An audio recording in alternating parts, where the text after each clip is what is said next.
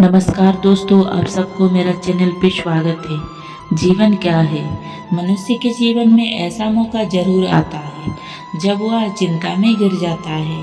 आज हम ऐसे ही एक कहानी लेकर के आए हैं जिसमें हम एक राजा और एक व्यापारी की चिंता के विषय में सुनेंगे और जानेंगे कि जीवन क्या है और हमारे जीवन में चिंता का क्या महत्वपूर्ण है।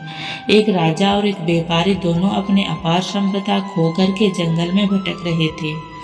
वे दोनों बहुत हताश थे। जिस संपदा के लिए उन्होंने दिन रात मेहनत की, आज वह संपदा घर परिवार रिश्ते नाते उनके साथ नहीं थे। चलते चलते वह दोनों यहाँ देखते हैं कि एक ऋषि पेड़ के नीचे विराजमान है और उनके आसपास अनेक पशु पक्षी हैं। वे सोचने लगे, आखिर ऋषि में ऐसा क्या तेज है जो सभी पशु पक्षी ऋषि के पास एकत्रित हो गए हैं। यह देख करके वे दोनों ऋषि के समक्ष जा पहुंचे और कहने लगे, गुरुवर, आप तो कई महान ऋषि दिखाई देते हो, कृपया करके हमें हमारा दुखों से मुक्त का मार्ग बताइए। हमने जीवन भर अपनों के लिए मेहनत की है, लेकिन उसके बाद भी आज हमारे दोनों हाथ खाली है। आखिर हमने ऐसा कौन सा पाप कर दिया जिस वजह से हम यह दुख भोग रहे हैं? ऋषि ने हल्की मुस्कान के साथ उत्तर दिया, सुख दुख जीवन में अनिवार्य अंग है, इसके बिना जीवन संभव ही नहीं है। व्यापारी भी बोल पड़ा, आखिर जीवन जीना इतना मुश्किल क्यों है? इसके बाद राजा और व्यापारी ने सवालों की एक अनंत झाड़ी लगा दी। दोनों के भीतर जन्मे जिज्ञासु को देख करके ऋषि ने उन्हें जीवन का गांठ रहस्य बताना शुरू किया। ऋषि ने कहा, हमारा सांसारिक जीवन अद्वितीय से घिरा हुआ है, जिसका अर्थ होता है दो। हमारे भीतर दो प्रकार की शक्तियां हैं, एक है प्रकृति और दूसरा चिंता। मैं तुम्हें एक एक करके प्रकृति और चिंता के विषय में बताता हूँ।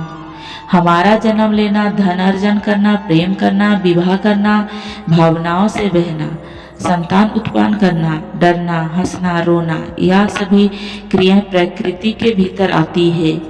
जन्म से मरण तक व्यक्ति सिर्फ बहते हुए जल की तरह होता है, जिसे जहाँ स्थान मिलता है वह वहाँ की ओर एक बेहोशी में बहता चला जाता है।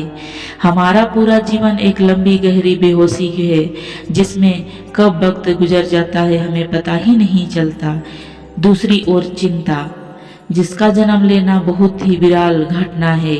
अधिकतर लोग बिना चिंता के जाने मर जाते हैं। चिंता का जन्म तब होता है जब व्यक्ति चिंता और प्रकृति का भेद की जान लेता है। वह अपने देह और देह से संबंधित सभी विषय से ऊपर उठ करके खुद को आत्मा की तरह देखता है, जो प्रकृति में रहते हुए भी उसे लिप्त नहीं होता। वास्तविक में वही चिंताशील मनुष्य है। जीवन एक मौका है और जीवन का लक्ष्य अद्वितीय के भेद को जानना है।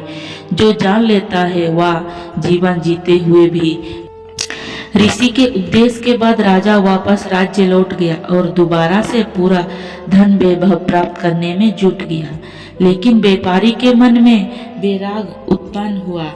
व्यापारी व्यापार के अच्छी तरह समझा था, इसीलिए वह समझ चुका था प्रकृति में सुख दुख है, इसीलिए मुक्ति ही उसके लिए एक सर्वप्रथम उपाय है।